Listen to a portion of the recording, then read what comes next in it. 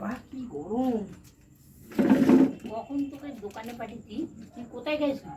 দোকানেই গেছিলাম, ভিড় থাকলে কি করবো, লোকে কত জিনিস নিচ্ছে, আমি এই দুধের প্যাকেট নেবো, আমাকে কি আগে দিয়ে দেবে? তোকে আমি চা করবো বলে তাড়াতাড়ি বললাম যে দুধটা নিয়ে আয়, দিদি আসবে, চা করবো, দিদি খাবে। দিদি তো আসেনি গল্প এখন। করছিলিস? হ্যাঁ, আমাকে তুমি খালি গল্প করতে, তোমার তো তাহলে তুমি আমার দোকানে পাঠাবে না। একে গরমে মরে যাচ্ছি জানো, আমি ঘেমে চান হয়ে গেলাম দোকানে গিয়ে। আর আমি গেলেই কি আমায় দিয়ে দেবে বলো? দোকানে কি এত ভিড়? খুব ভিড়, তুমি গিয়ে দেখে আসো। এই যে কাউ মিল্ক কিনেছি। কি করে জানবো যে তুই এত দেরি করবি?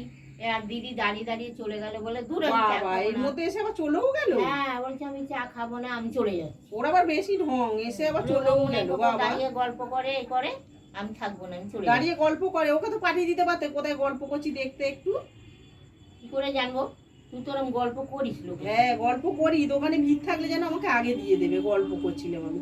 এ না এখানে রাখলাম, আমার গরম হচ্ছে, আমি পাচ্ছি না, আমি চলে যাচ্ছি, এত গরম ভালো লাগছে না।